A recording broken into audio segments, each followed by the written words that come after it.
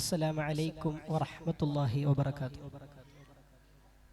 بسم الله الحمد لله الصلاة والسلام على أشرف رسول الله وعلى آله وصحبه أجمعين أما بعد.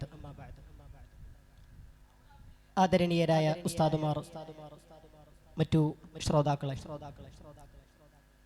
ഇസ്ലാമിക പണ്ഡിതർ കഠിന തപസ്സിന്റെ പര്യായം എന്ന വിഷയത്തെ അധികരിച്ച് അല്പം ചില കാര്യങ്ങൾ സംസാരിച്ച് ഞാൻ അവസാനിപ്പിക്കാം.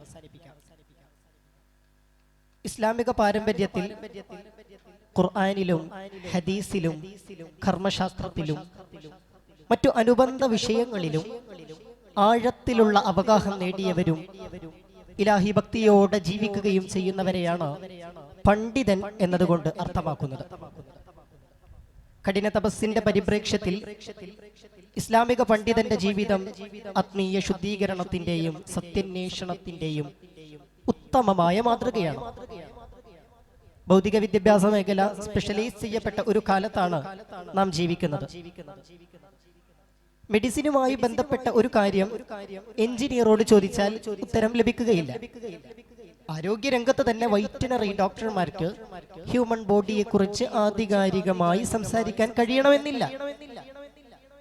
ദന്ത ഡോക്ടർക്ക് എല്ലിനെ കുറിച്ചോ കണ്ണിനെ കുറിച്ചോ സംസാരിക്കാൻ കഴിയണമെന്നില്ല. എല്ലാ മേഖലയും ഇന്നിങ്ങനെ തന്നെയാണ്.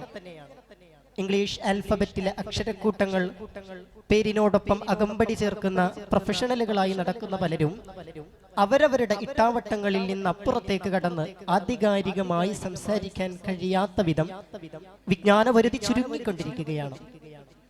എന്നാൽ ഇവിടെയാണ് ഇസ്ലാമിക പണ്ഡിതരുടെ വിജ്ഞാനത്തിന്റെ ആഴവും പരപ്പും, അതിലേക്ക് എത്തിപ്പെടാൻ അവർ നടത്തുന്ന തപസ്സിന്റെ കാഠിന്യവും ബോധ്യമാകുന്നത്. മനുഷ്യജീവിതത്തിന്റെ നിഖില മേഖലകളിലേക്കും കടന്നു ചെല്ലുന്ന മതമാണ് ഇസ്ലാം. അതുകൊണ്ട് തന്നെ ഒരു ഇസ്ലാമിക പണ്ഡിതൻ മനുഷ്യന്റെ എല്ലാ ജീവിത ചുറ്റുപാടുകളെ കുറിച്ചും കൃത്യമായി മതത്തിന്റെ നിലപാടുകൾ അറിയുന്നവനായിരിക്കണം. അഥവാ കർമ്മശാസ്ത്രത്തിൽ അഗ്രഗണ്യനായിരിക്കണം. മാത്രമല്ല, ഇസ്ലാമിന്റെ പ്രമാണം ഖുർആനും തിരു ഹദീസുമായതിനാൽ അവയുടെ ഭാഷയായ അറബിയെക്കുറിച്ചും അതിന്റെ സാഹിതീയ തലങ്ങളെക്കുറിച്ചും നല്ല അവഗാഹമുണ്ടായിരിക്കണം. അറബി ഭാഷയിൽ ഏറ്റവും സ്ഫുടമായി സംസാരിക്കുന്ന ഖുറൈശി തറവാട്ടിൽ ജനിച്ച ഇമാം ഷാഫിഈ റളിയല്ലാഹു അൻഹു ഭാഷാ പഠനത്തിനായി 10 വർഷത്തിലേറെ ചെലവഴിച്ചു എന്നത് കൂടെ ഇതിലേക്ക് ചേർത്ത് വായിക്കുമ്പോഴാണ് ഒരു പണ്ഡിതൻ രൂപപ്പെടുന്നതിന്റെ കഠിനാധ്വാനത്തെ അടയാളപ്പെടുത്തുന്നത്.